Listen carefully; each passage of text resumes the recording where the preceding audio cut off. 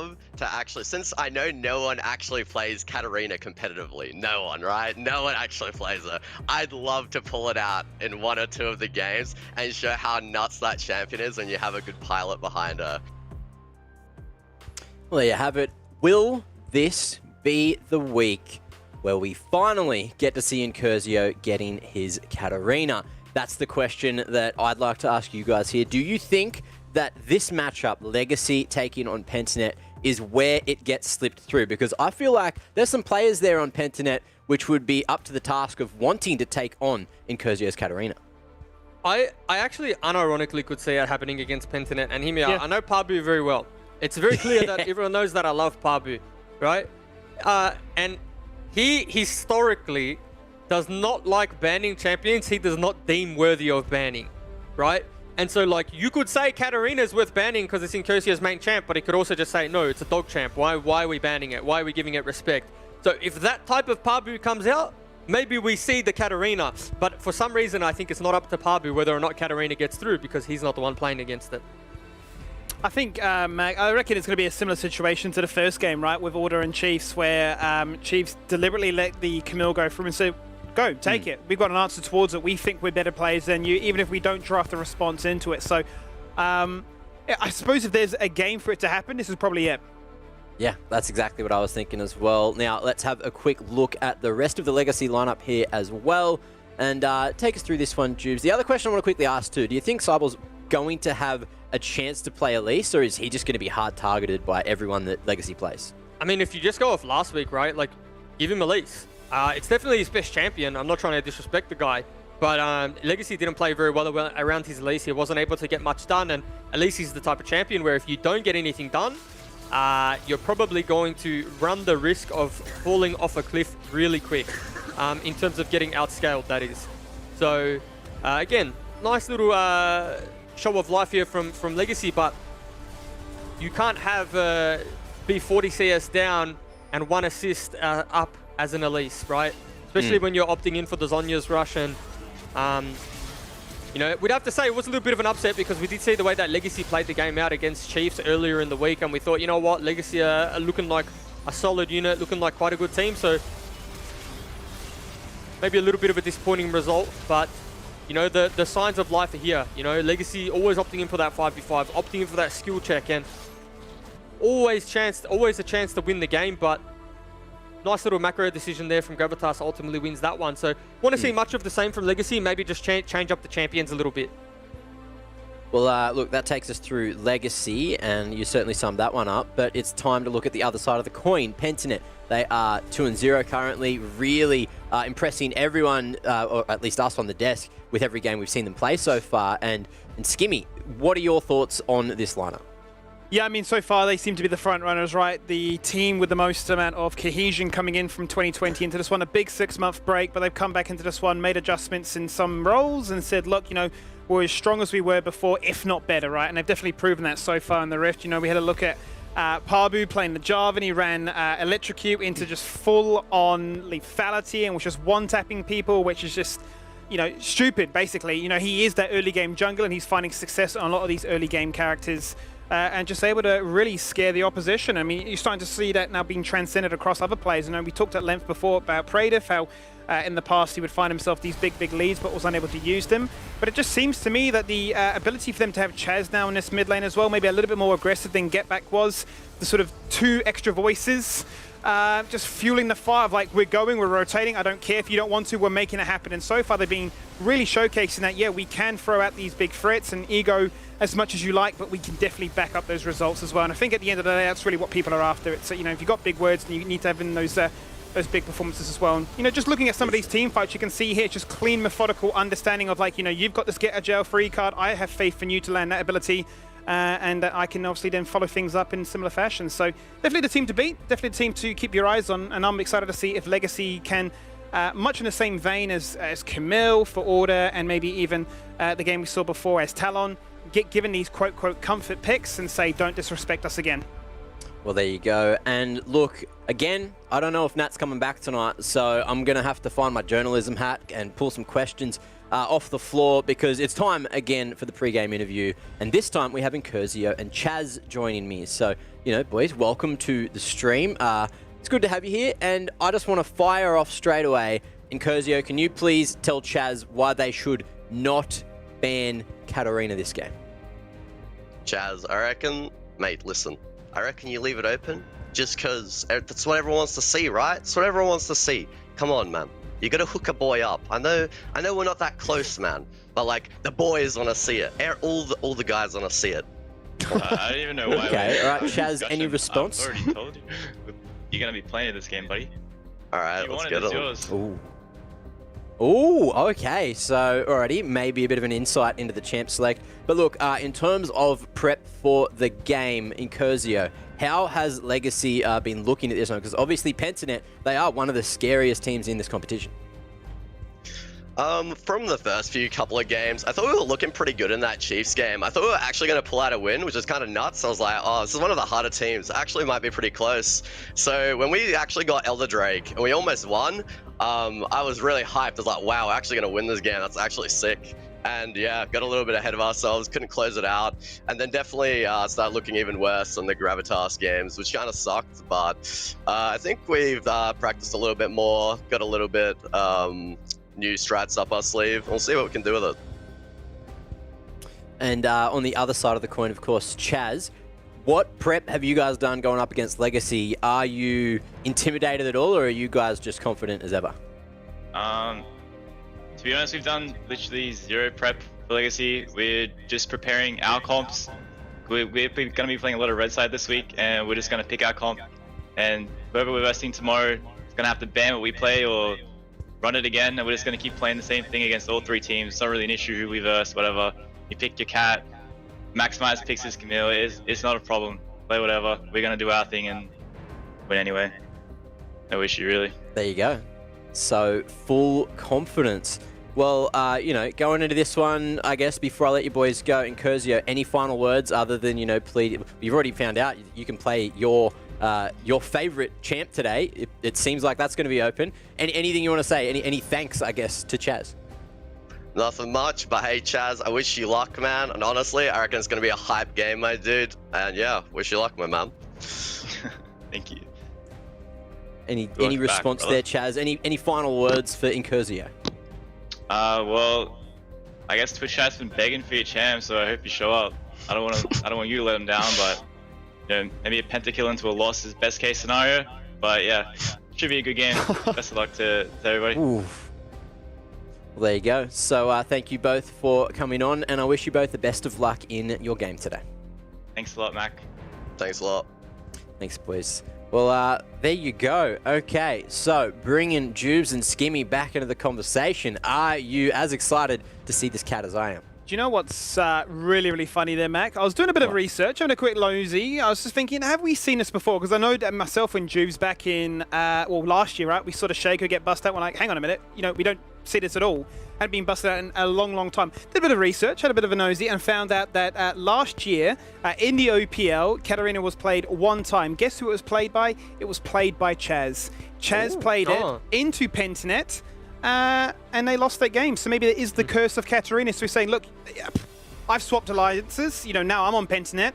You can be the one that gets the Katarina. You can have your moment in the sun, but you're still going to lose as well. I don't know. Maybe that's a bit too much tin hat conspiracy theory for you guys. Yeah, well, maybe. And look, we've had a quick check-in with what the players think, but it's time to check what we think is going to happen in the game. It's time for the predictions. Jubes, what were you just going to say? No, I was just going to say, it's really nice that they all wish each other good luck. Back in my day, I never got a good luck. All I got was Carbon telling me before the game how bad I was and how he's going to beat me. So, dude, it's times change, man. People get nicer, and it's just really nice to see. Really nice to see. Shout out Carbon. Good step forward. And look, in terms of what we think, we're straight across the board, all the same again. Everyone going for Pentanet. Mac's still in last place, but at least even now. You know, 50-50 in terms of wins and losses. Yeah. And I'm hoping I can hold that at least till the end of the day. But look, I feel like we all have the same thoughts on why we picked Pentanet. You know, from what we've seen, we've just been way more impressed so far. But this is before we knew Incursio could get this Katarina on the board. So do you think that is going to change anything? Probably not. There's quite a few champions that do very well into Katarina. So like, the Katarina is probably the most obvious thing that's coming if they leave it open, and there is just like so many champions that absolutely destroy Katarina, Kassadin being one of them, and like you know, it's almost too good to be true, right? And I think it's just going to be an easy day at the office if that's locked in. But you know, in saying that, Incursio is the best Katarina on the server by far, so maybe he'll show us something that we're not used to. Well, it's time for you to see how Katarina is going to be counted. It's time for Champs Select. Boys, take us away. Legacy and Pentanet coming at you now. Well, here we go. Could be a bit of a fan favourite, this one, Jews. If they are the fighting words, then will we actually see it? The blanket ban on Udyr continues. The response here, with a few different champions and Aphelios in the first rotation you don't tend to see, but much like Gunkrab is one of the biggest players of it, so is Praetor. Loves to run it down with the Aphelios, so no surprises there. They left it open. That's where my eyes were. I was looking at the because I saw Yone be banned, and I thought, okay, if Yone's banned, maybe the Katarina curveball's coming too, but you know, that's been taken away. And this is interesting. The Seraphine's been picked up, first pick, something that we're seeing internationally, and reason it's so good is because you are able to flex it into a solo lane, into you know, the AD carry position as well as the support position, and especially on blue side, these flex picks are just so valuable. Yeah, very valuable. Another champion almost similar as to a Gragas that just can cause problems to your position as to understanding exactly what your draft is going to possess. The Tristana locked in there, bit of a hover for a moment there, whether or not they were looking to try and taunt Incursio, saying that you played that week number 1, and that we aren't going to let you have it this time as the Aurelion Soul. I can tell you it won't be that. Otherwise, I'll be really surprised. But Aurelion Soul, not a champion we've seen in a very long time. But I am curious to see what direction that Pabu does go. They decide to go for the Rel, so a very all-in lane, you would say here, Jews. One that is really looking to snowball early. And I do really like those first 2 picks coming out of Pentanet as well, right? Tristana, again, another flex pick. Can put it mid lane if the matchup is a suitable one. Also very fine playing in the AD carry position. Has quite a lot of scaling as well. Then, you know, Rel obviously needs no introduction in terms of the teamfight prowess that she offers. Probably single-handedly brought the match we saw earlier back. Match we saw earlier back from the brink, right? In a lot of those teamfights around the Dragon Pit. So yeah, be interesting to see how Decoy pilots that one. Traditionally speaking, too, Decoy doesn't necessarily pick up the newer champions quite quickly. Likes to take his time, likes to sit on it, likes to verse it more so than play it. So again, we're seeing like the evolution of Decoy, if you will. You know, very confident, opting in for these types of champions very early on. Well, they're going to go for the fresh here. So no Alistair, no Janna as a response to try and disengage away from this rail. So now you start to really wonder, okay, where is the Seraphine going? There's the hover from Chaz saying, hey, I played it last year. I had fighting words in the interview there. Look, play it, pick it. I don't really care. I'm quite content with what we have here. And that's going to be the Kaiser now. So continues the mind games as to really where the Seraphine and Tristana are opting. Yeah, and I mean, this is obviously made it quite clear where the Tristana's going, right? They've locked in the Kaiser, so it's going to be a Tristana mid lane. And now really the only option is that we see a AP jungler coming out of Pabu. So, you know, maybe Legacy catch on to this and they decide to ban out the meta AP junglers, the likes of Nidalee, the likes of Lilia. Pabu again has been very vocal that he doesn't like Nidalee. Thinks it's a champion that doesn't really offer much to many team compositions. So we'll have to wait and see what they opt in for in the jungle role. And Xayah banned away Skimmy. He's banned away, so another champion that can be very hard to get on top of, with the Featherstorm ultimate really giving you that sort of free moment of an opportunity to breathe and reposition and well, lock many people in place as well as a result too, as you can buffer that with the flash on top of all things considered. There's the Ornn banned away as well, so making sure that if this is going to be a traditional Pentanet game, traditional being they liked to run it into the late game, then those artifacts won't be a scaling option for them to be worried about. Jinx now, another AD carry from Pentanet, so really targeting that bot lane and saying we're not really concerned about the Seraphine at all. No, and you know, they do have a kind of a kill threat bot lane, right? At the level 6, they're able to just all in, opt in to one-shot that Seraphine, but again, we don't know where it's going. Like, could be Incursio playing that and we've just been absolutely curveballed at Katarina. But again, only time will tell. We'll have to wait and see. Could be Thresh Seraphine bot lane. This is the beauty about flex picks. You just keep the enemy guessing, not sure where it's going. The new hover coming out of Praetor, I can almost guarantee they're not locking that one in. Aurelia. Okay, Aurelia. So now continues the mind games as to what we're looking at. Biopanther definitely known for his expansive champion pool and likes to pretty much play anything that is available. We've seen him go the full wonders of playing supports in the top lane, to bruisers, to carries, to anything you can name. He'll give it a try, but it is still an option for that to be played in the mid lane. Now the real question, I suppose more than anything, Jubes, is will Legacy lock it in? Yeah, there it is. There you go. There we go. It's all We're getting the Incursio Katarina. He's opting in for the matchup. Solo Q well and truly has made it into competitive play.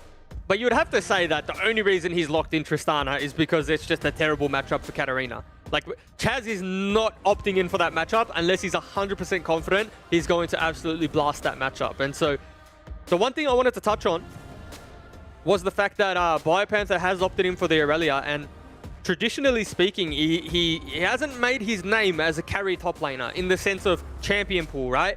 Yeah, he can play Gangplank. Yeah, he can play certain champions, certain niche ones, or different ones rather. But AP Shyvana, I think that's an AP Shyvana. You would have to imagine so. It's not a champion we've seen in a hot minute, but definitely would fit the quota, and it does a destructive amount of AP burst, right? It does, especially when the Flame Breath comes out. So, interesting composition here. You really run the risk, though, of, you need level 6 on Shyvana. Yeah. Right? Like, you need it. It's a non-negotiable in this game. And so, you give Katarina a little bit of breathing room. Yes, it is going to be a hard matchup in the mid lane. Katarina's always going to suffer into a ranged matchup. But this is where Sybil on the Jarvan can potentially cause a little bit of chaos, because Sybil is known for some, how do I say, different jungle pathing, right? Yeah. He's an Elise main. He often plays for the gank-heavy type playstyle. And again, he can cause a little bit of a ruckus. And if Pentanet aren't careful and aren't able to get to level 6 and at least assist Pabu in getting there, then potentially we see this Katarina unlocked, 1 kill into 2 kills, and we see a little bit of a snowball. So I'm a little bit optimistic for Legacy. Obviously, in terms of team composition, both have their pros, both have their cons. Not necessarily a big fan of the Shyvana in competitive play. So both teams have really thrown down the gauntlet, Skimmy. Yeah, they certainly have. I mean, you talk about early game junglers, and Pabu stylistically is that, but then Sybil's saying, well, I'll go for the J4. He likes the Elise one. That can also sort of fall into that same category of wanting to exert pressure on for that level 3 gank, that early collapse, that snowball to try and equal out power with a solo laner. So the J4 is going to be one that I'm going to be keeping my eye on big time. Plenty of lanes for CC to be found. Take Katarina out of the equation for that one, because that is not an Azir. No, that is a Katarina. You've heard it here first. Incursio finally will get the champion he's been after. He will finally get to showcase what it is all about. And the interview, it wasn't a bluff. We've seen it happen before, right, Jubes? Big fighting words that comes into it and they go, you know what, I'm actually going to drop it. No, we are actually going to bear that one away. So that has to be, once again, the pick that steals the limelight here and kind of overshadows the Legacy draft. And you have to respect that the man came into the week and said, if Katarina's up, I'm picking it. And he picked it. I don't know many players or teams that actually opt into telling their opponent what they're picking. So you got to be very confident to pick that one up. And fair to say, Incursio is confident. I don't want to guess how many games he's got on that champion, but I'd say a fair 1,000, a fair few. Just enough to feel comfortable in this matchup. But it is going to be a tough matchup. We already talked about what a Tristana can do to try and make life difficult, especially at level 6 with a knockback to interrupt things. The guaranteed damage from the explosive shot, but also Rel with her ability to knock you around and almost make a bit of a bouncy castle. It's going to be a tough game for Incursio to really try and pop off on. But here it is nonetheless, and we'll get to see what happens in our 3rd game of the day. Yeah, interesting summoner spell choice too. Katarina doesn't have the flash here, has opted in for the teleport, I believe. So it's going to be one of those scenarios where, he knows he's going to take a lot of damage in this lane early, and he needs kind of a cheat to get back to lane. Obviously, Katarina having multiple dashes is quite mobile, so not really afraid to lose that flash. And going to be interesting to see if it's punished. And in all honesty, it probably feels a lot safer taking no flash when you're versing a Shyvana jungle. Well, it's going to be an interesting one, and one that can look to try and help break it down is the coach of Legacy and Series. Welcome back, mate.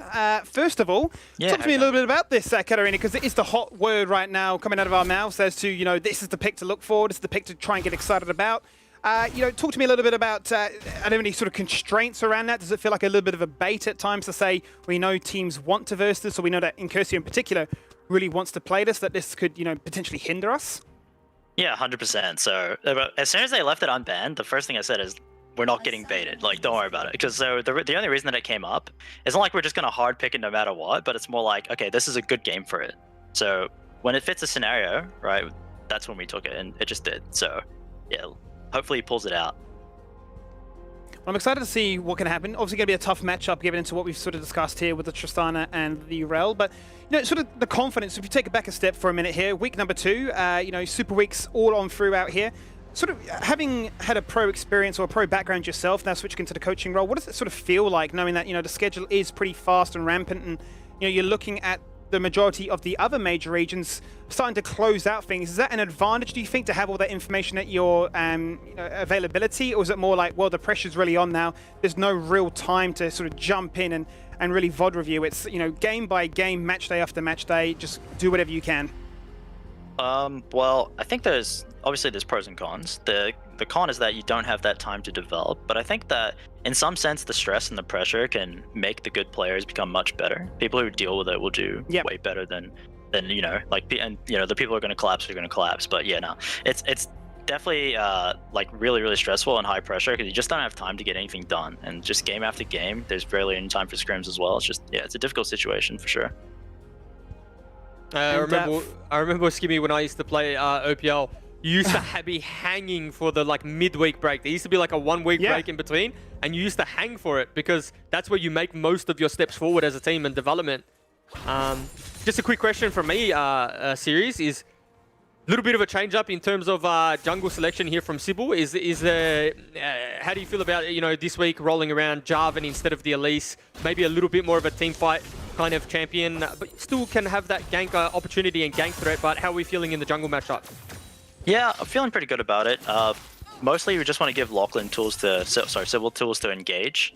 Elise is like, it's his pick, and it's very creative, and that suits him. But Jarvan's just really straightforward. We're kind of dumbing down the execution in that regard so that we can just facilitate the Katarina and just do really well in the fights.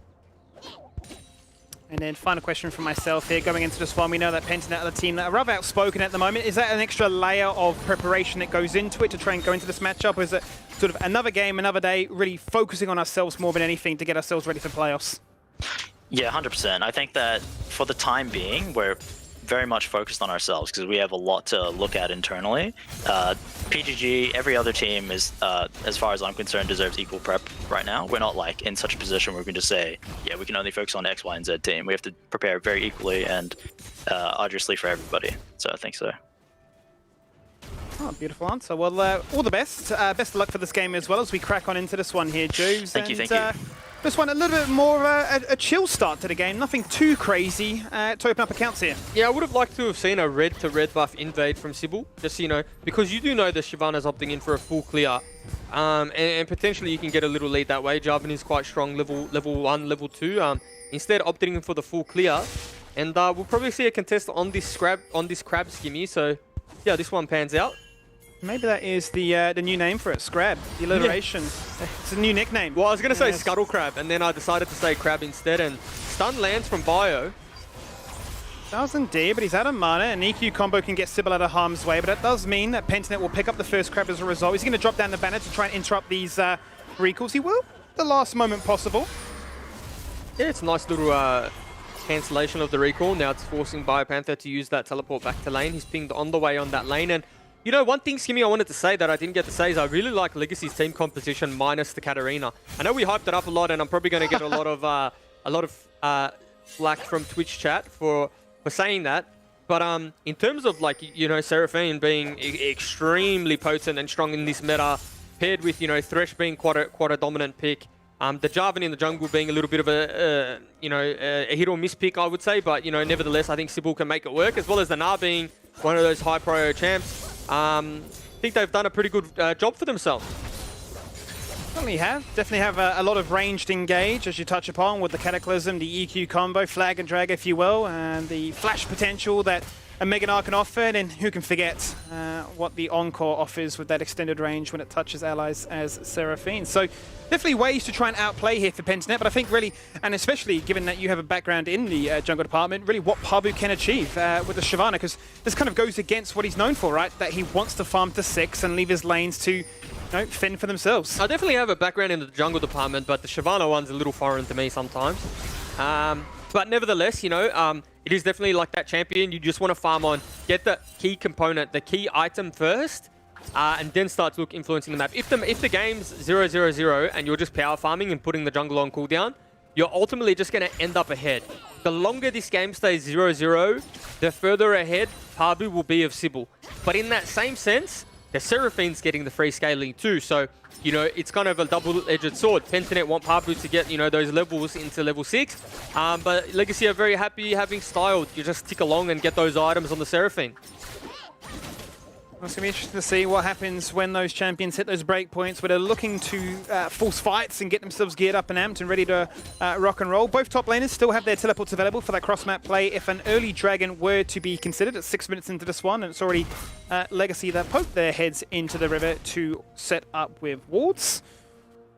Not much happening in the mid lane. In a bit of a 50-50 state right now, and I suppose you could say the same for mid wave too. Yeah, I thought mid lane would be a little more volatile than this. I didn't think they'd just be trading minion waves. I thought Incursio might struggle a little bit, but you know, that's his prowess on that champion. So the second crab is going to Pabu as well. So this is what happens when you draft these types of champions and these comps. You lose priority, and then your jungler is the first one to be punished for it, right? Pentanet's bot lane picked up the first crab, Pabu picked up the top one, now he's picked up the bottom one, and he's just completely putting his jungle on cooldown. So, you know, a little bit of a rough spot for Sybil. Nothing that he's going to be worried about at all by any means, but just something to keep your eyes on, and if we see Pabu pull away in the EXP department. Not to be too surprised about that one, as both junglers are on opposite ends of the map right now. Heavy investment of vision here by Pentanet around that dragon, looking to try and make sure that is the area they contest and fight for first and foremost. Where as you can see, Sybil doing a little bit of a cheeky invade to try and lay down the law and afford Winter a bit of protection. A champion or a player known for some weird and wacky champions, but going to look to play a little bit more conventional today with the Gnar. Yeah, but I also want to keep my eyes on top lane because Fire Panther historically is the Ornn Mundo type player. Janna even, right? Like, played Janna a bunch. So we don't know him as the Aurelia guy, you know, as the guy who's going to win his lane 1v1 in isolation and opt for the all-in solo kill. So for me, it's interesting to see, you know, if he's added that dynamic to his game or, you know, whether or not he's actually been working on the Aurelia. So far, Winter is doing a really good job staying up in CS in this matchup. It is quite volatile for Gnar. There's a lot of kill threat for the Aurelia. So far, so good if you're a Legacy fan. So far, so good indeed. And just running back quickly on your point about the Aurelia there, it is quite interesting to see how teams are sort of adapting, given that it is a bit of a condensed schedule, as to if they're looking to reveal some of their picks quite early on, if they want to try things out. As both support showcase what they can do. You jump in, I'll flay you back where you came from. And level 6 advantages are there, but it doesn't really matter. And that's obviously why the Thresh pick is so good into Rel. You just completely deny the engage and the all-in, and so it is just ultimately a stalemate. Unless the hook lands onto like Praedyth, you know, and Styles level 6 and they opt for like a, you know, an all-in with Sybil around, might see something happen there, but there is absolutely no way that Diego should be able to like force something on the bot lane, right? It's just a flay into disengage, into, we'll wait for that cooldown to happen again. So it really is the calm before the storm here as we get closer and closer to that 10-minute mark. As you can see, this is a big component as to why Tristana does so well into the Katarina. You jump in, it's guaranteed damage, guaranteed autos at the very least there when the explosive charge is set in stone. The Buster Shot from Tristana 2 does cancel the Katarina ultimate. So, I mean, you just have like a guaranteed pull that you can't miss, right? You can't miss that skill shot. And Katarina is on the hover. Okay. No advantage here, to be expected. No flash going to be used, going to go for the ultimate instead to get themselves out. Potential collapse there as Legacy had found Pabu. I'm going to go for this Herald, or at least they're going to leash it out of vision of that Scuttle. That could have been a Herald angle. Pabu did have no ultimate, and so the thing about AP Shyvana, right, if you're playing AP Shiv and you have no ultimate, you're pretty much useless. You're rendered useless, and so you could almost consider that like a 3v2 at the Rift Herald there. Obviously, Sybil not wanting to take that though, take the risk, playing quite conservatively. And Skimmy, something I touched on a little bit earlier, if you leave this jungle matchup just isolated and the game remains 0-0, you'll start to see the Shyvana pull away. And, you know, a 2-level lead already. And there's no denying it, right? You know, both their kits are so different to what they offer. You know, the Jarvan really is all about jumping into a lane, forcing pressure, EQ. You've seen it time and time again across the years. But for Shyvana, I mean, the W, first and foremost, just absolutely smashing through those camps. And you're already seeing close to what is a 40 CS lead. And really puts the pressure on the Legacy to say, well, are you going to go for an objective or are you going to go for a game? Because we're quite happy just scaling up passively here. And this is a good little window in which Sybil's been able to pick up this Rift Herald, and be interesting to see where he drops it. It's either going to be in the mid lane or the top lane, I would assume. Thresh obviously roaming up for that play too, but going to be a little bit of turret damage on the bot side of the map potentially. Where will the first break take place? That's what we're still waiting for. It's a little more slow. Of a slower game. Much more of a slower game. And this really is Pentanet of 2020, where they were known for holding the biggest records, for really waiting until the 40-minute mark to really guarantee win conditions, even if they were, you know, quote-unquote available. The numbers, the facts, the statistics, they had to be set in stone. They had to be really, really in their favor. But really putting the pressure onto Legacy to say, well, it's your move. Yeah, and the first item has been picked up by Incursio, Skimmy.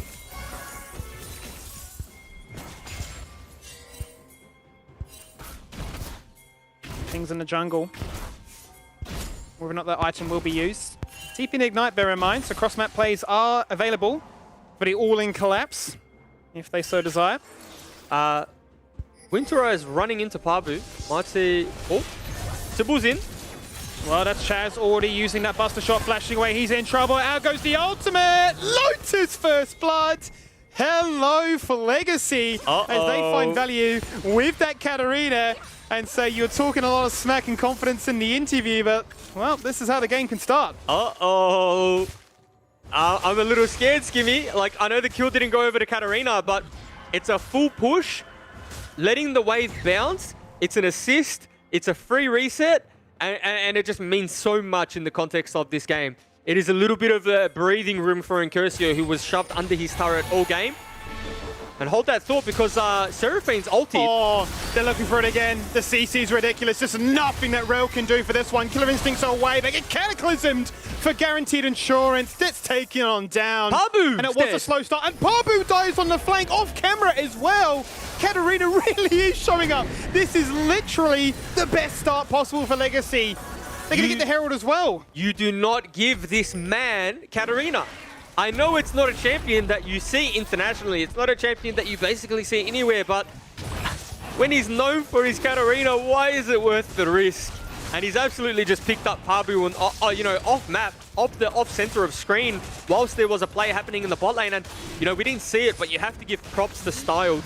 Forced the flash from Praetor, which then allowed Sybil to come in and pick up that kill. And so far, Legacy are looking the goods in a patient game that's, you know, probably deemed more favorable for Pentanet. So, when the dust does settle, finally after the 10-minute mark, they've done their little gentleman's handshake of farming up, getting items, getting themselves in a state to say, all right, it's time to fight.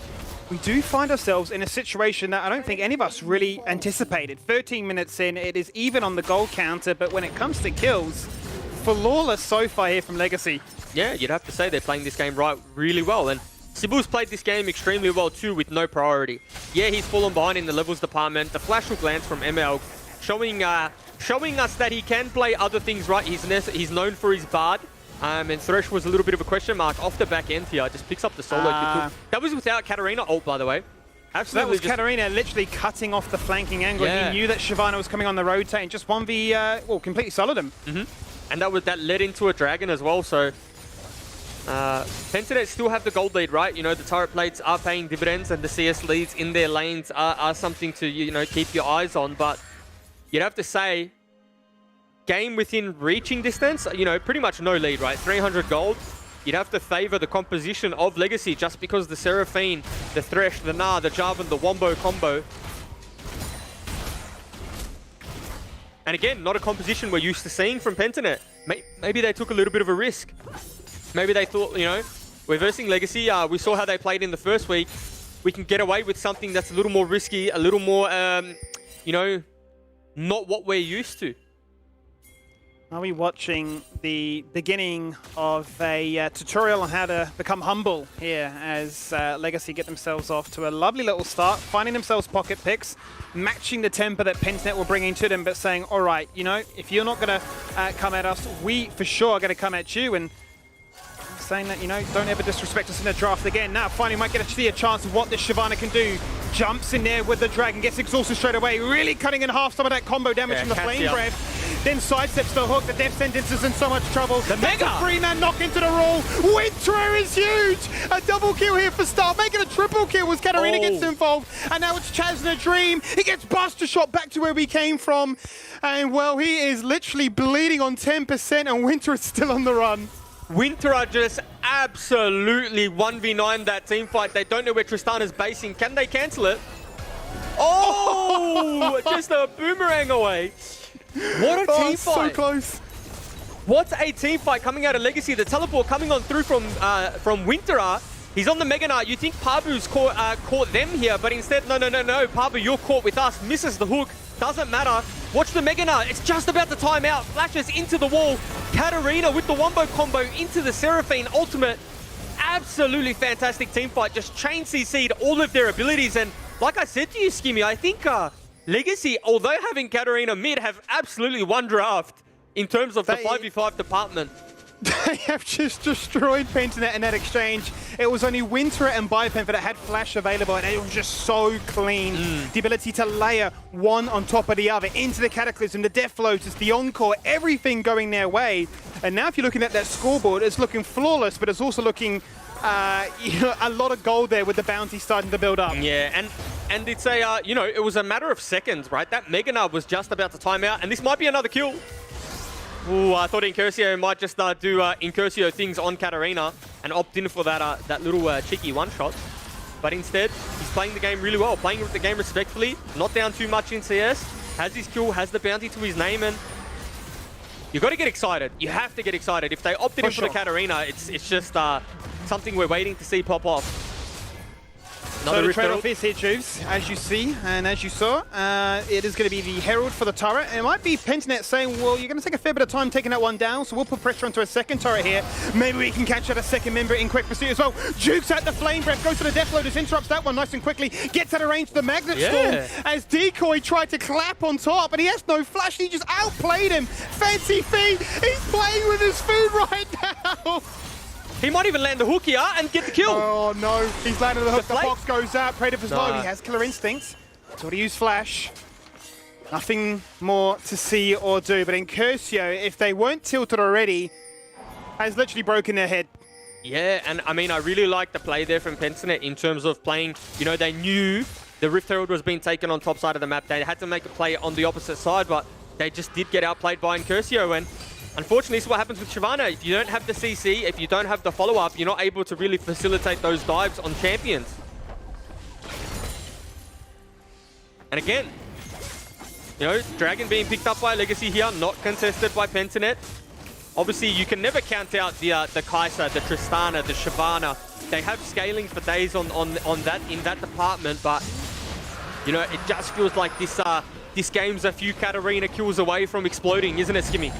It really is. I am so amped up for this one right now. Forget the gold lead. It's all about kill feeds. 7 kills to 1 right now. Legacy, this is their game. They've really given us this sort of storyline of you talk a bunch of smack and we will come hunting down for you. If you're going to disrespect us in the draft, we will punish you. And so far, you know, we, as you quite rightly touch upon, you know, we are seeing the weakness of Shyvana, just the inability to find any kind of success when empowered and when going for the Flame Breath. That's twice now between sidestepping it and also exhausting it, just unable to play the game. Yeah, and I mean, it is like one of those things. It's why Shyvana does struggle sometimes in certain team competitions and in solo queue in general. But, you know, if you pair the Shyvana with a bunch of CC, whether that be in the mid lane, whether that be in the top lane, I hold that thought, Skimmy, because it looks like we're going to potentially see something here. Never mind, they've both backed out. Sometimes when you pair it with a bunch of CC and have stuff that can facilitate the Shyvana, then you do see it kind of take over games, but the Aurelia, it just doesn't make much sense when you pair it with the Shyvana. Yeah, they have a decent 2v2, they do a lot of damage, but really no avenue to play around. I suppose more than anything right now, you're not looking at really any true dedicated tank. It's a lot of bruisers. There's a lot that are looking to try and invest into pure damage and have their pop-off montage moments to highlight and sing and dance about later on. But as we hit the 20-minute mark, you've got to really sit back and think for a second, what are we actually aiming for right now? Because in terms of itemization, Legacy are miles ahead. The thing that scares me the most, Skimmy, is the Seraphine. Because Seraphine's that champion that if you speak to a lot of professional players overseas, they think Seraphine's like one of the most broken champs in League of Legends. Especially when you can get away with it, right? Obviously can be punished quite early, but the longer the game goes and the more Style's able to pick up items, pick up farm, it just scales into absolute oblivion. And again, they are scaling and they are having so much fun in this game right now. That's going to be the third turret falling on down in their favor. They're going to break open the mid base, and this Herald, not a scratch to its name so far. So that's looking to break open the second turret and alleviate a lot of the pressure on this map to rotate and to find extra pick angles. That turret, it's bleeding, it's burning, but there's no turret, there's no dragon to play for just yet. So there's a slight chance to sit back and breathe. And the problem you're having right now, Skimmy, too, is Biopanther's playing Aurelia, but he's grouping with the group. Yes, they did drop Roof Herald, but you're sharing farm between 3 carries who need the gold, and in all honesty, it's just not the correct lane assignments. And I know he collapsed to deter the Rift Herald push, but at the end of the day, you're losing experience and you're losing gold. Like, look at the EXP difference between Winterer and Biopanther, right, in a counter matchup. Level 12 to level 14. Look at the, sure, Parbu, level 2 levels up, but, ooh, misses the ultimate. A little bit of a reach there. There was the CC chain there, looking to try and lay on top of it. No There's going to be the Cataclysm. All gets interrupted in the midst of things. There's the Cataclysm on the Prey. If he has no flash, he's in so much trouble. Out goes the thumbs up emote. And then Winterer flings in Biopanther, who's forced to flash away, pop the ultimate, and touch absolutely no one. That turret falls on down. And now the mid inhibitor is soon to be exposed. Parbu desperately trying to join up with the rest of the team. This is a very real angle for them to disengage and potentially threaten Baron. Legacy just look like such a well-drilled team. They're timing summoner spells. They're facilitating dives just on the timer in which the flash is down. And it's just such a good pick onto Praedyth. And in all honesty, not much he can do besides walk away from that tower. Excuse me, this is just going down pretty quickly. This is unbelievable right now. That Baron down to 5k. Parbu jumps in once again in the dragon form. He gets exhausted, looking to try and do whatever he can. He's falling on down so low. There's the stopwatch. He's in so much trouble. Shut down first and foremost. Goes on towards Biopanther. He takes out Java. No smite, no chance to try and get this one. But Pentanet are bleeding. They're falling on so low. 2 fights, too easy here for Legacy in this game. I mean, I thought Baron was a little bit of an overreach from Legacy, but what do I know? They were able to turn. Yeah, they lost 1 member in Sybil, but they picked up 2 kills, and again, getting the Seraphine gold, getting the Canarina a little more gold, and I mean, everyone on this lineup of Legacy is just having an absolute blinder. The Gnar, the Jarvan, the Katarina, the Seraphine, even the Thresh. You really can't point fingers and say this guy's playing better than the other. It is just a really well-drilled team at the moment. Again, the replay comes out here. ML lands the play into misses the hook, but that's okay because Winterer hits the Mega. Katarina on the back end there is able to force Parbu out of the fight. Gnar picks up the kill with the Q over the wall, and Seraphine picks up the kill. Skimmy, I'm excited, and we are getting excited, we are getting carried away, but you have to keep in mind, Pentanet are within striking distance, right? They are only 2k gold down. They are able to turn this game around, and when you have the carries of the Kai'Sa, of the Tristana, there's always an avenue and always a window back into this game. It just feels like Legacy have the momentum right now. Certainly do have the momentum, and that's a powerful thing to juggle and sort of quantitate, right, more than anything, because that emotional impact, that buff, if anything else, can really make a Gold League look insignificant, to be quite frank with you. Now you can see that Legacy, with their items, with their confidence, are looking just to try and take as much vision and much control around this Baron Pit as possible. They've taken another dragon. They put themselves in Soul Point to fight for it at 28, close to 29-minute mark. And I would be quite concerned right now if I was Pentanet. Oh, 100%. And Skimmy, I was just taking check of items, what's been purchased, what hasn't, and seeing if there was something we could pick up on. And the one thing I want to talk about, again, maybe I should have done a little more research considering we have the Katarina God in the LCO. It's a Blade of the Rune King into another AD item, so not your traditional, like what we're used to seeing of, the AP Katarina. They're just a different kind of tech coming out of Incursio. Yeah, no more Bruiser-esque. Divine Sunder there for the heal on attack. And look, definitely making sure that he can do as much as he can, survive, and he's been surviving so well. and maybe that's what Katarinas do nowadays, right? Maybe this is what they opt in for, but, you know, again, should have done our research, Skimmy. You know we have Incursio in the league. I can tell you one thing. I've been given a hot gossip here from Mac that Incursio has, since Season 7, 2,300 games in solo queue on this Katarina. So this guy knows that champion inside out. Dude, when I was playing High Elo last season, which feels like a lifetime ago, Katarina was like Incursio was one of the only mid laners that were playing the game at the time. Like, this is, you know, the period in where a lot of pro players took their break. And I'll hold that thought. Winter is Hang on, Mega. Can he get there? Winter is looking. He gets him blocked in place right now. A 1v3 collapse. He survives, burns nothing because he has no summoners. Even gets to hang on to his ultimate as well. Going Mega, that alone was enough of a health buffer. Yeah, I mean, again, the Baron looks to be started. Legacy just no nonsense. Wanting to start the Baron up as soon as Legacy, or sorry, rather, as soon as Pentanet make a play, they respond with the Baron. No wards in the river. But Biopamper does have a TP. Winter does not. Winter's TP's up in just about 10 seconds. It's not too far away, but the Baron attempt continues. It's a 3-man assault. It's a Melga's looking to zone members away. Out come the sweepers, and there goes the Vision Walls to try and make sure that, hey, if you are on that Baron, we need to dissuade you, because we know that this game, the tempo and just the sort of the confidence continues to favor them, that we can't afford to give any more advantages away. Now Legacy just need to consider what their composition does, right? They have a pretty good 5v5 team comp where they're able to execute team fights in river around neutral objectives. Now, they don't have the quickest Baron taking team, right? They don't have, you know, the shred. They don't have the consistent auto attack damage from an AD carry, what they normally have. So they just need to be a little more patient, bide their time, because Skimmy, they have an Infernal Soul to play for in 2 minutes' time. That they most certainly do, and as much as that's a buff and a time to breathe for them, same could then be said for Pentanet as they look to continue to target the side lane and eke any kind of advantage to keep this gold lead within touching distance. You're still looking at item spikes coming across the board here. There's the second item and soon to be third item here on Chaz as well, between both the main AD threats. But Pybanfer is keeping to himself and looking to try and be the go-to side lane god and create pressure. Here's a chance to see what could happen if a jungler goes roaming in the wrong part of the world. He goes for the Cataclysm, flashes on out, but the CC and the damage has already locked him in place. And, well, that might just be the golden ticket that Pentanet have been waiting for. And this is why Pentanet, the team that, you know, we deem as favorites in the league, right? They're so smart. They're able to defend the opportunity. They're able to defend their top laner. They're able to defend opportunities in which, you know, other teams would find a significant lead there, right? You know, if Sybil's against another team, maybe he's able to punish that, pick up a kill there with the rest of his squad. You know, Pentanet just a little bit too smart, able to read that play there, able to, you know, collapse and pick up the kill onto Sybil, and more importantly, they got his flash out as well. Big difference at this stage of the game, as flash engages really can set things up here for Legacy, as we've already seen in this game. But he'll be up in just a second, and it won't hurt him in too much, as the Baron and the Dragon soon to spawn now. Again, Gold Lead is so close because look at the CS differentials. So Tristana, hot bought by Incursio, might be caught.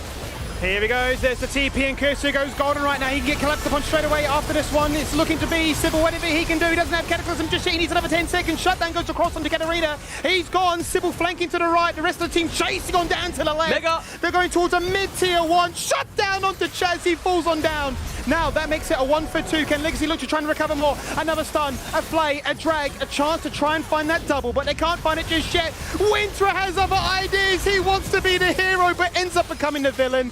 It's now a 3-for-1 trade. Pentanet finding their late game strides, and for sure now able to steal away another dragon. Can never count Pentanet out, can you? They just team fight so extremely well. Find the opportunity, find the pick onto Incursio, force the premature Zonyas, and really, Katarina was able to do no damage in that team fight. Really good exhaust coming out of Praedyth as well to negate a lot of the Katarina ultimate. And, you know, they live to fight another day. It is dead even in Gold Skimmy. Well, basically dead even. And the thing that's kind of keeping Pentanet in this game and keeping them relevant is the CS differential that we were talking about. Look at the leads they have in the AD carry position and the mid lane position. So, again, we're seeing the power now come online a little bit. If they're able to find those picks, start those team fights in those on those flanks, then can definitely have a game on our hands. Again, Just a nice massive little team positioning fight. gap more than anything, right? The ability for Pentanet to get into that fight and collapse and sort of straight away put Legacy on the back foot.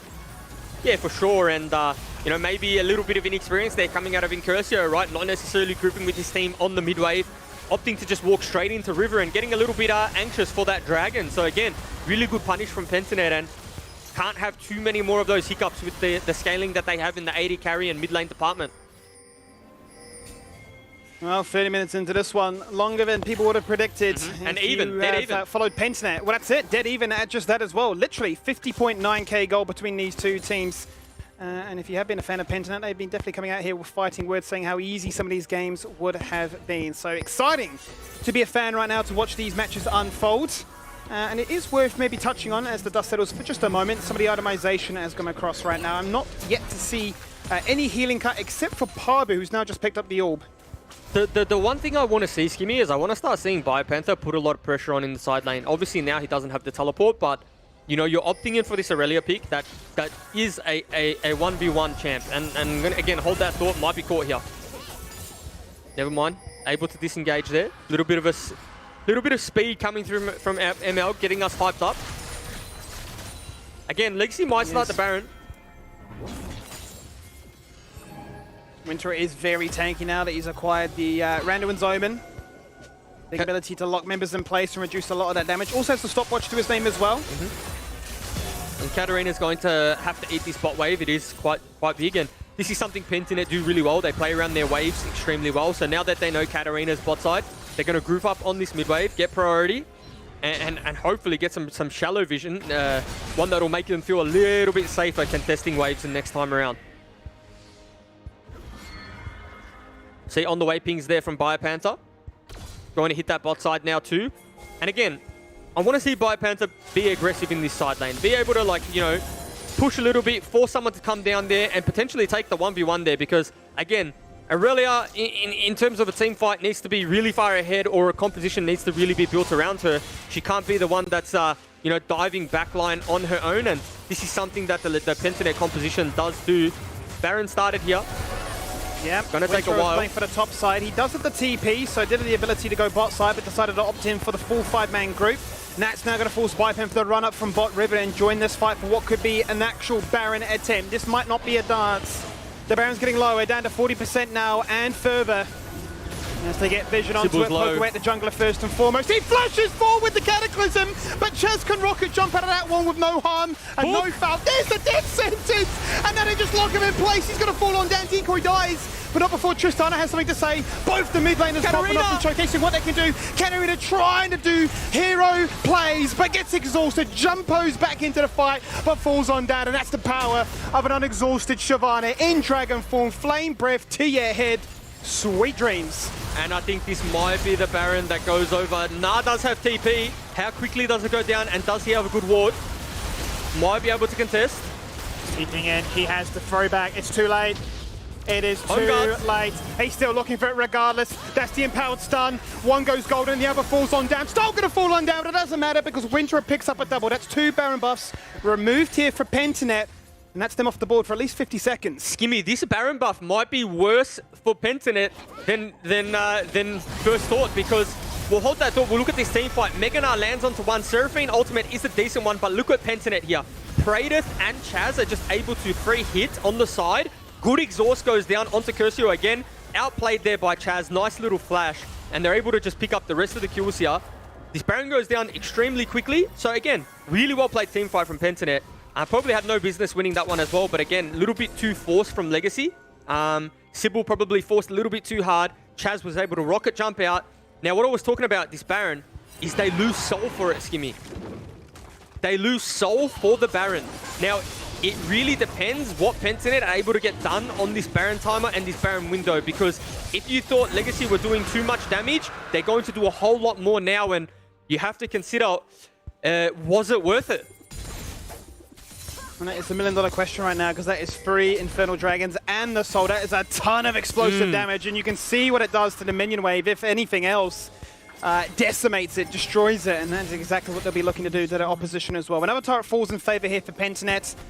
But we continue to group up and we continue to fight for the Wombo combo dreams. Amel's in so much trouble. He's forced to flash away, so the killer instinct here from Praetor cannot connect. Micro-millimeter decisions as Amel just survives from 10%. That rocket jump isn't... Sorry, Skimmy. That rocket jump was an absolute game changer. The Seraphine ultimate was the centimeter away from hitting. If Chaz gets hit by that, he gets charmed back into the team. Absolutely one shot, and potentially we're talking about a different ball game. 3-level lead in the jungle. Such a late game fight, Jubes. This is not going to be one that's going to be finished anytime soon. You can just tell the tension, the sort of micro moments of poke your head in, get a summoner, grab an ultimate. This absolutely just comes down to execution, Skimmy, right? At the end of the day, we can talk about comps all you like, you can talk about gold, we can talk about everything, but whichever team finds the team fight that suits their composition is going to win. And I know that sounds very simple, but you know, we've had different fights, and we've had fights that have been front to back where Legacy have won. In terms of Incursio's had backline access, Seraphine's just sat behind the Jarvan, and the Naan is able to buff the rest of the team. And we've had team fights where Chaz and Praetor have had, you know, been pretty much side on to the team fight and have free reign on hitting the carries of Legacy. So again, going to come down to positioning and who's able to just execute better and keep their nerves in these late game team fights. And this is when you start to, you know, revolve the conversation more so outside of the game, mechanics-wise and skill sets, and more to your mental comprehension. And that might be one that's being called out and fallen on down. Experience coming to be far too strong. There's the killer instinct. A redemption dropped in their hit, but the redemption is actually only found here for Pentanet because they're the ones that are finding the gold, finding the kills, and finding the picked targets. That's a second, and that makes it a triple. Pentanet, not the flashiest early game, but definitely late game side, finding the picks thereafter. And this is why they're so good, Skimmy, able to find this the window again and again and again.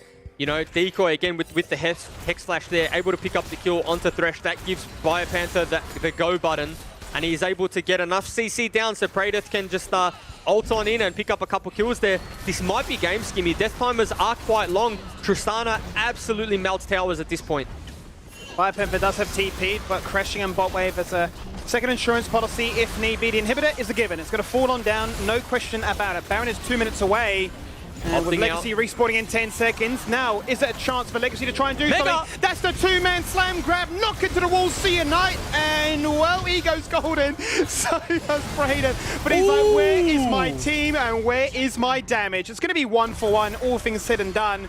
As Praetor will fall on down, but Winter really trying to be the MVP in this series. Yeah, I mean, I didn't think he'd be able to pick up that kill on Praetor in the back end there, but was able to time the Zhonya's to perfection. He basically buffered the Narq to be within his death animation almost. And so, again, really well played from Winter right there. Probably didn't need to go in, wasn't necessary, but Praetor held his summoners there, and this is what we saw. Little bit of inexperience in the late game, right? You're versing Pentanet. Late game Titans have had many late games in competitive setting, and Legacy just not sticking to the fundamentals, walking into the jungle when they don't need to, trying to get vision in places of the map where they don't need it, and Pentanet just punished that extremely well. Yep, this is what they live for and where they thrive and feel most at home, as we've seen from them time and time again. Soon and fast approaching the 40-minute mark. So, no game-ending play, but guaranteed pressure down the mid-wave. And that's exactly where you want it when your next objective in mind would be the Baron in 45. Legacy don't really have a good champ that clears super minions either. You know, they don't have your traditional 80 carry that's going to melt the wave, so it will be a little bit of pressure that that Pentanet are able to generate through the mid-wave. And, you know, you still can't blink, Skimmy, because, you know, whilst it looks like Pentanet's in control of this game now, and they are, how much is the Infernal Soul going to influence their next team fight? If Legacy are able to just find backline access for Incursio, that Infernal Soul is going to do wonders. Quick summoner check here. Every flash is available for, well, Chaz, Praetor, as well as Decoy. The big engage tools that we've seen Pentanet use to good success so far. The big targets Legacy have been trying to lock down at least as well. Baron's up. Baron is up, and that is Infernal. That is Elder Drake spawning soon as well, so, you know, we might see a little bit of a standstill, a little bit of a feeling out process whilst this Elder Drake is spawning, and ultimately Legacy's composition just comes down to vision control, right? They need to be in this river first, so that they're not the ones getting engaged on or the ones being poked out. Every time that their fight has failed, they've been the ones face checking. And, you know, potentially this is where we see it. You see Legacy just start this Baron up. Infernal Soul goes down. Now goes the missile, as you say. And the box placed very early and very defensively too in Pixel Brush. Baron still has a lot of HP on it, down to 5k in closing. Now here come Pentanet jumping into the Baron pit, looking to do whatever they can, and then Melga's just instantly melted. One shot, see you later. Priestley's there, Shutdown going Katarina! left, right, and center. Hang on a minute, Legacy, you might actually put up the biggest upset right now. Death Lotus finds itself a reset after a reset, and that's going to be Biopev doing whatever he can. No, he can't survive, he's going to fall on down. It's just Pabu, Winterer, and Incursio left alive, and it was just too much to break down there, dudes. Skimmy, I thought that was a team fight 1 for Pentanet, but Praedyth ulted on into the backline. Chaz was left exposed, and Sybil managed to pick up the execute onto Chaz, potentially saving that fight there for his Legacy lineup. And Pabu trying to sneak the Elder Dragon. We got the replay coming on here. ML just dies for free, right? You think this is absolutely over, and it's a one-team fight. Pabu damage is coming on through. The Seraphine ultimate just comes up clutch. Yeah. Does so much damage to Tristana on the back end. Stops all damage coming on through as well, and really, the power of Seraphine, and this is what we talk about, Legacy's teamfight potential is just absolutely unreal. And, you know, Skimmy, we thought this would be 2 objectives going over to Legacy, but it's actually none. They do not want to risk Pabu Smite stealing that one away, so we're just going to see a rinse and repeat. Far out, blink and you'll miss it, I tell you that much, with the amount of mobility and these people going in and out, and Pixel perfect positioning of key abilities as well as ultimates are making this game an absolute blinder. We started off with a fantastic game to week number 2, and this game is really proving to be another banger at just that. Not many people would have put Legacy in hot contention here against Pentanet, but they are showcasing that. If you give us the picks that we're after, if you let us showcase why we made a name for ourselves, then we will take you the distance. 2 massive, massive objectives now to contest for, Elder and Baron.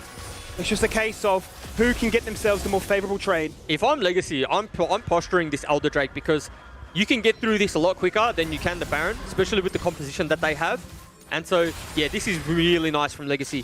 Just setting up a false sense of security. They do need to clear the wards in the Elder Drake pit because Pentanet now know that they're not on that objective. And hold that thought. There's the face check. Decoy in so much trouble. Instantly goes for the Magnet Storm. Looking to place all 4 people. Biopev getting jumping as a result right now. Incursio finds one. But that's Robin falling on down. Chad's getting a reset. Looking to do whatever he can to try and find another kill as a result. Biopev flashing on out.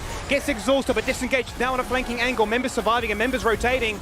Looking to do whatever they can to try and re-engage into the situation. Killer Instinct is not there, but Praedyth does have flash if he so decides. Incursio ult up. And Pabu is the only jungler left alive. Keep your eyes on Incursio here. Biopanther is going to TP back into the fight. They do not have no smite. Yeah. Good smite from Can't steal that one away, unfortunately. They tried to, but there's the Elder execute. And that might be the nail in the coffin with a composition like this that wants to go forward, that wants to take you down low. That buff, that might be all she wrote here, Jubes. And Skimmy, we did talk about the Shyvana and the question marks around it. And, you know, maybe in an alternate universe with a different jungler, we're not in this situation. But Pabu absolutely one-shot the side of Legacy in that last skirmish, that last team fight. And Skimmy, this might be the game. This may be the game. 44 minutes into this one, and finally we are seeing what could be the conclusion of it. It was a game with so many hype, intense moments. It really had us, and I'm sure the viewers at home, on the edge of their seats. But Jubes, I mean, I don't even know where to begin with that game. It's a valiant attempt, right, from Legacy. Pentanet just too good in the late game. And this is what's scary about the Pentanet roster, right? You know, you think you have them. Everything falls your way. You have the Elder Drake. You have absolutely all the tools you need to win the game. And when it comes down to just execution, Pentanet are just a little bit too good. That one step ahead. You know, they're able to pull that trigger, make that decisive call, and just win the team fight that they need to win to grind out a result. And sometimes it's not pretty, Skimmy, but they're able to get it done time and time again. That they most certainly did. And one that can help us break down that game would be Mac. And well, help me out for a second here, Matt, because I'm sweating like a bucket right now, because that game was pretty intense. Yeah, that was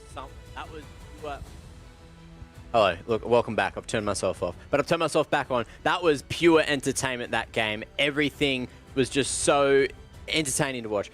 Just so many times where you think, oh, that Baron's going to go down. Oh, no, it's just them baiting a team fight. And the team fight's constantly going the favor of Legacy, at least for the first 27 minutes. And that's when I'm pretty sure Pentanet put their foot down, went for the gank in that topside jungle, and managed to take down a couple of Legacy players. That was the point, and I think it was like 2 minutes after that, they managed to get pretty much the whole team wipe over towards Baron again. So many fights from that point, just allowing Pentanet straight back into the game, and it was just so much damage. You could see that the Shyvana as well, the scaling, the amount of damage that the Dragon's Breath or the Flame Breath was doing was just ridiculous, chomping at the health bars of all of the Legacy players. And Pabu really key at getting back into that one, especially once he did finally get a couple more Dragons towards the late game. Yeah, and I'd love to see the stats behind the damage dealt to champions, because I dare say Pabu might be topping the charts there. And again, this is a team fight, another really well-played team fight from Pentanet, and this is where we started to see their experience really take over, right? You know, just the positioning in those fights, just the, you know, the ability to outplay mechanically in crucial moments was really key in turning this game around. And it just felt like a game of two halves. Legacy had such a good early game, and you really thought it was as good as done. But then key moments like this, the abilities that hit, the abilities to land, the communication to say, okay, I'm going in, make sure you follow up. And, you know, it's you look at it, it looks a little bit chaotic, but there is just so much that goes into this. And, you know, this team fight here, right, you think Legacy turn it around now. This is where they're going to get the Baron, they're going to get the Elder Drake, and Sybil falls down just there at that crucial moment. And again, just a game of so many crucial moments. I think you could break this down for a week. We could sit here every day, come out with a content piece and say, this was this was that. And none of us have time for that, unfortunately. Look, Jibs, I think you can... I mean, there's plenty of highlights, right? There's plenty and plenty of montage-worthy moments in that match, but I think it's a game that probably both teams will be walking away from. Probably not too happy with, for two different reasons, right? Legacy, that they were able to push Pentanet that hard, and then from the Pentanet side of things, the fact that they actually had it go the distance of a 42-minute match. So I'm sure the players, the coaching staff, everybody involved, those are going to be some pretty meaty discussions in the coaching review, you know, VOD sit-downs. Well, Yeah, look, we can actually hear straight from the source. I'm pretty sure we still don't have Nat. I'm pretty sure she's locked down to the sideline. Yes, she has. She's not going to be here for the interview. But you know, us three handsome fellas are going to be joined by one more handsome fella, and that handsome fella is Pabu. So welcome, Pabu, to the desk. How are you feeling after that W? It was a bloody endurance tester, that one. Not too great. I mean, we did pull out the victory, but it was an extremely disappointing series of events that put us in like quite the hole. And then even then, we have such a huge team comp gap that like we should be able to team fight our way out of it, but our mindset going into the fights was pretty poor, and the way we executed for a bunch of them was quite bad. But I mean, we still managed to pull it out, but it's still like pretty disappointing for us. And Pabu, I know you don't like banning certain champions away from certain people that you call placebo champions, correct? Correct me if is it placebo? Placebo is that the word you use with me? You know, That's it. So Pabu has a thing where they're placebo champions. You say they do a thing, and then people think that they do a thing, but they don't necessarily do that. And so is Katarina the placebo champion for you? Well, kinda, yeah. Like, she should carry that game from that point in the game, but also we have Tristana, who kind of dumps us her in lane and also can just ult in every team fight, so she should be like, you know, the team fight reset kingpin, but she should literally do nothing inside of that game if we play properly. Because I also heard you mention, sorry Skimmy for taking this, I also heard you mention that you thought you had the superior team fight or superior team comp gap. Now, are you talking in terms of a team fight perspective, or are you talking about because they shouldn't be able to get out of lane? Because when I look at the Seraphine, the Jarvan, the Nah, I start to get a little bit worried for you guys. Well, we should have the advantage in the lane phase, but also their team comp is extremely dependent on Katarina.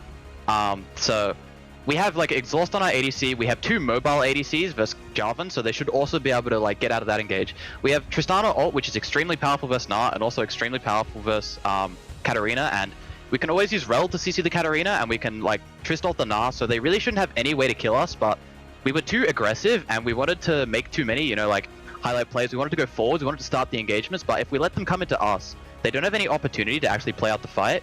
So that's why I think we have the advantage in the team fights. And Pabu, talk to me a little bit about the Shyvana pick. I mean, we know that you're a player that ever since switching to that role loves to try and innovate and bring new champions to the forefront and say, look, OS, hey, this is what they're doing overseas, this is what we should be doing here as well. Talk to me a little bit about the Shyvana. I mean, it seems to go a little bit against what you're, you know, known for. Those early ganks, you wanted to farm to level 6 as immediately as possible. First few dragons, you know, were used very defensively, but then by the later stage, we really saw the full power of what that Flame Breath could do, because it was just one-shotting supports. Shyvana pretty much comes online at level 6, so you don't have to play super hard for the late game, but the reason why you pick it there is because a lot of the AP junglers are really hard to blind, especially once Lilia's off the table, so you always want like a big payoff pick later on in your draft, so you drop the jungler to 5, we have Tristana for early game power, our mid 2v2 is good, and Shyvana's just like really strong inside of the game, so you can pick a myriad of things. I have a bunch of different pocket picks, you know, a heap of different AP champs I can pull out, but Shyvana felt like the one for the game. Love it. Well, there you go. So thank you very much for that, Pabu. You know, I play a bit of Shyvana myself, so you know, thank you for teaching me a thing or two in that game. I'll certainly be taking them to my bronze solo queue matches. But look, you're still undefeated, so congratulations on that. Any final words before we wrap things up? I'm really looking forward to playing Peace. I think that's really the turning point of the split. We're going to see who's the top dog, so make sure to tune in for that. Thanks for all the hate mail. I love it. It really keeps me going.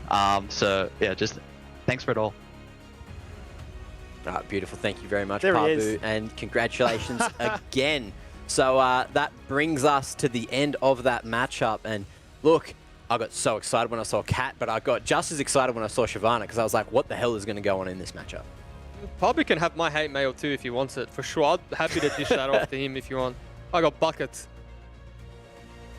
We need to flood it with more compliments then, Jubes. That's basically what you're trying to get at here. We know you love the attention, so maybe another solo cam as we fed out to replays. Ooh. I don't know if we can do that. Maybe we can try and take the lead, Mac. Maybe I'm trying to take over your role as a host. There it is. There it is. There it is. Beautiful. Clip it, ship it, meme it, post it at LCO. Is that it? Yes. Hashtag LCO? At LCO. LCO. At LCO and hashtag LCO. All the hashtags, all the ats, and all the Jubes memes is what we want to see from you guys at home. Throw them up on socials, and we will see you after this break for the final match of the evening. At the flame breath, goes for the death loaders, interrupts that one nice and quickly, gets out of range of the magnet storm as Decoy tried to clap on top, but he has no flash, he just outplayed him. Fancy feet, he's playing with his food right now. Wise and skill sets, and more to your mental comprehension, and that might be one that's being called out and fallen on down. Experience coming to be far too strong. There's the killer instinct, a redemption dropped in their hit, but the redemption is actually only found here for Pentanet because they're the ones that are finding the gold, finding the kills, and finding the pick targets. That's